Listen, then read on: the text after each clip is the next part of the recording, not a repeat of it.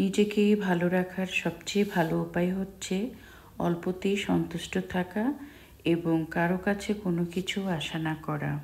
বৃষ্টির দিনে বাঙালির পছন্দের সেরা খাবারটাই রান্না করে সবাইকে খাওয়ালাম। আসসালামু আলাইকুম। আশা করছি আমার প্রিয় ভিউয়ার্সরা যেখানে আছেন আর আমার আজকের ব্লগটি দেখছেন সবাই অনেক অনেক ভালো আছেন। আর আমার ব্লগগুলো যদি আপনাদের কাছে ভালো লাগে আমার চ্যানেলটি সাবস্ক্রাইব করতে ভুল করবেন না। আর অবশ্যই যে সকল বন্ধুরা সাবস্ক্রাইব করেছেন সবাইকে জানাই অন্তর থেকে অনেক অনেক দোয়ার ভালোবাসা। আর যে সকল বন্ধুরা অলরেডি ভিডিওটা দেখা শুরু করেছেন এখনও একটা লাইক করেননি, আশা করছি একটা লাইক করতে একদম ভুল করবেন না। এই যে দেখেন কত বড় একটা ইলিশ মাছ বের করেছি ফ্রিজ থেকে। আর ইলিশ মাছ আমার ফ্রিজে কিন্তু সবসময়ই থাকে, কারণ ইলিশ মাছটা আমরা সবাই বাসায় অনেক বেশি পছন্দ করি, এমনকি নেহাও খুব পছন্দ করে। নেহা রান্না মাছ খায় না, আমি অনেকগুলো ব্লগেই বলেছি। তো নেহার জন্য আবার ইলিশ মাছ ফ্রাই করতে হয়। তো এর আগে আমি ইলিশ মাছ ফ্রাই করেছিলাম, আগে একটা ব্লগে দেখিয়েছিলাম। তো সেই দিন আমার ইলিশ মাছটা পুরোটাই ফ্রাই করতেই হয়েছে। আজকে বাহিরে প্রচণ্ড বৃষ্টি, দুবাই কিন্তু অলরেডি বন্যা শুরু হয়ে গিয়েছে। আজকে 3 দিন ধরে দুবাইতে বন্যা, পুরো রাস্তাঘাট, অফিস আদালত, স্কুল সব কিছু ডুবে গিয়েছে। এর ভিতরে আমার মেয়েটারও পরীক্ষা হচ্ছে, ওর বোর্ড পরীক্ষা হচ্ছে এই লেভেলের। তো ওকে নিয়ে আমি একটু ব্যস্ত আছি, ঠিকমতো ভিডিও দিতে পারছি না, আমার প্রিয় প্রিয় আপু ভাইয়াদের সাথে কানেক্ট থাকতে পারছি না, ভিডিওগুলো দেখতে পাচ্ছি না, সেই জন্য আন্তরিকভাবে দুঃখিত। সময় করে ইনশাল্লাহ আপনাদের ভিডিওগুলো সব দেখে দিব। মাছটা আমি সুন্দর করে বটি দিয়ে কেটে নিলাম। আর এই যে বাজার করে নিয়ে আসা হয়েছিল, বাজারগুলো গুছানো হয়নি, এখন সুন্দর করে গুছিয়ে নেব, নিয়ে দুপুরের রান্নাটা করব। আর বাইরে তো বৃষ্টি হচ্ছে, আর বৃষ্টি হলেই তো বাঙালির পছন্দের সেরা খাবার খিচুড়ি, ইলিশ মাছ থাকতেই হয়। তা না হলে মনে হয় যে বৃষ্টির দিনে যেন কিছু একটা মিসিং হয়ে গেল। তো আপনাদের ভাইয়া কিন্তু বৃষ্টি একটুখানি যদি হোক বা না হোক, আকাশটা একটু মেঘলা দেখুক বা একটু অন্ধকার দেখুক, সাথে সাথেই বলবে আজকে কিন্তু খিচুড়ি খেতে হবে। আর আপনাদের ভাইয়া যেহেতু বাসায় আছে, তো ভাবলাম খিচুড়িটা রান্না করেই ফেলবো। আমরা আজকে খুবই মজার, সারাদিন যেহেতু বৃষ্টি, এক নাগাড়ে 2 দিন ধরে বৃষ্টি হচ্ছিল। তো 2 দিনই কিন্তু প্রথম যেদিন বৃষ্টি হয়েছে সেই দিনও আমি কিন্তু খিচুড়ি রান্না করে খাইয়েছিলাম, মাছ ভাজি করে খাইয়েছিলাম। তারপরে আবার একটা দিন মাঝখানে গিয়েছে, পরের দিন আবার আপনাদের ভাইয়া তার খিচুড়ি খেতে মন চাইছে। তো আজকেও আমি খিচুড়ি আর সরিষা ইলিশটা রান্না করব। আগেই তো দেখতে পারলেন আমি খুব বড় একটা ইলিশ মাছ বের করে সুন্দর করে কেটে ধুয়ে পরিষ্কার করে নিয়েছি। আর বেশ কিছু ফ্রুটস নিয়ে আসা হয়েছে, সেগুলোকে কেটে সুন্দর করে বক্সে নিয়ে আমি এখন ফ্রিজে রেখে দেব। ফলগুলো যদি সুন্দর করে কেটে এভাবে বক্সে রাখা যায় তাহলে বাসায় সবাই কিন্তু একটু হলেও ফল খেতে চায়। আর তা না হলে যদি সুন্দর করে কেটে সুন্দর করে সাজিয়ে না রাখা হয় তাহলে দেখা যায় ফলগুলো কেউ খেতে চায় না, নষ্ট হয়ে যায়। আর এখন তো গরম পড়ে গিয়েছে, তরমুজটা বাসায় সবাই অনেক বেশি লাইক করে। আমি তরমুজটা সুন্দর করে কেটে এখন আমি ফ্রিজে রেখে দেব। বেশ কিছু আঙ্গুরও আমি কেটে একটা বক্সে রাখবো, তাহলে দেখা যাবে নেহা যেহেতু এখন পড়াশোনা করছে, ওর একটু পড়াশোনার চাপ পড়ছে, ও কিছুক্ষণ পর পরেই মানে ওর একটা কোনো না কোনো ঠান্ডা জিনিস দিতে হয়। ঠান্ডা খাওয়া ভালো না, তারপরেও দেখা যায় না দিলে ও একটু রাগ হয়ে যায়, বলে আইসক্রিম দাও, আইসক্রিম তো আর দেওয়া যাবে না। তো আপনাদের ভাইয়া ফলগুলো নিয়ে আসছে, বলছে ফল এভাবে কেটে ফ্রিজে রেখে দাও, তাহলে ও একটু ঠান্ডা ফ্রুটস খেলে ওর একটু ভালো লাগবে। আর সবাই যখন একসাথে বাসায় থাকি তখন কিন্তু একটু অন্যরকম ভিন্ন খাওয়া দাওয়া হলেও কিন্তু খারাপ লাগে না, ভালো লাগে। তো আমি স্যান্ডউইচটা তৈরি করে রাখছি, এটা সকালের নাস্তার জন্য। যখন কিচেনে আসি তখন কিন্তু অনেক কাজই আমি একসাথে করে ফেলি হুটহাট করে।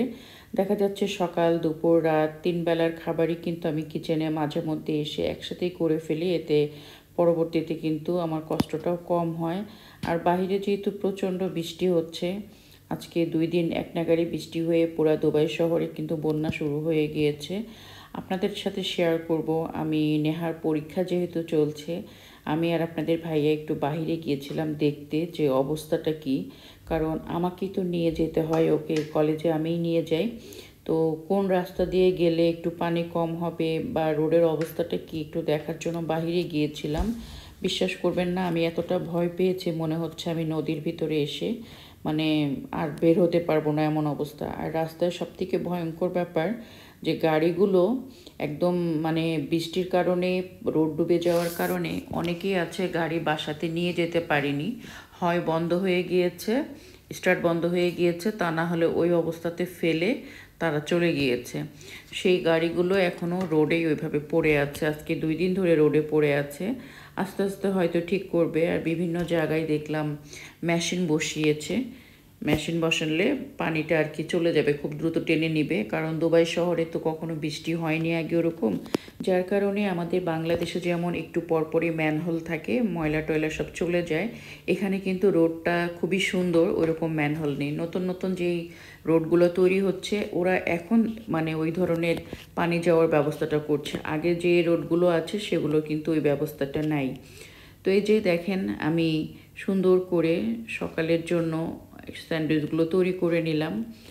আর শুধু সকালে যে খেতে হবে এমন কোনো কথা নাই, বিকালেও কিন্তু স্যান্ডউইচ খাওয়া যায়। তো করে রাখলে কি হয়, ফ্রিজটা খুললো আর খেয়ে ফেললো। আর এগুলো কিন্তু আমি নেহার কথা চিন্তা করি সব কিছু রেডি করে রেখে দিচ্ছি। বিকালের দিকে একটু মেঘলা মেঘলা বৃষ্টির টাইমে কিন্তু এই ধরনের ভাজা জিনিস খেতে ভালোই লাগে। রোজার মাসে তো আলহামদুলিল্লাহ অনেক ভাজা আইটেম খাওয়া হয়েছে।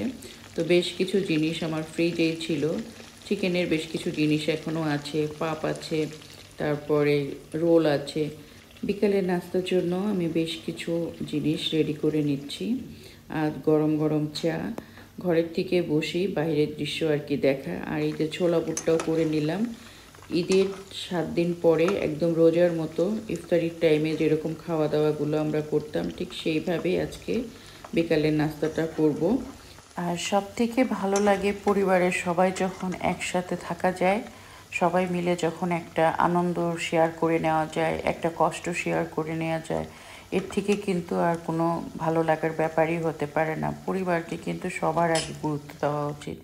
একসময় কিন্তু আমরা দেখা যাবে বিভিন্নভাবে বিভিন্ন কাজে সবাই ব্যস্ত হয়ে যাব, কিন্তু পরিবারের এই মানুষগুলো যখন দেখা যাবে ছেড়ে চলে গিয়েছে, অনেক দূরে চলে গিয়েছে, কারোর সাথে দেখা হচ্ছে না মাসের পর মাস, বছরের পর বছর, তখন কিন্তু ফিল হবে যদি একটা সুন্দর সময় পেতাম বা একটু যদি টাইম দিতাম বা আমরা যদি এভাবে থাকতে পারতাম তাহলে অনেক ভালো লাগতো।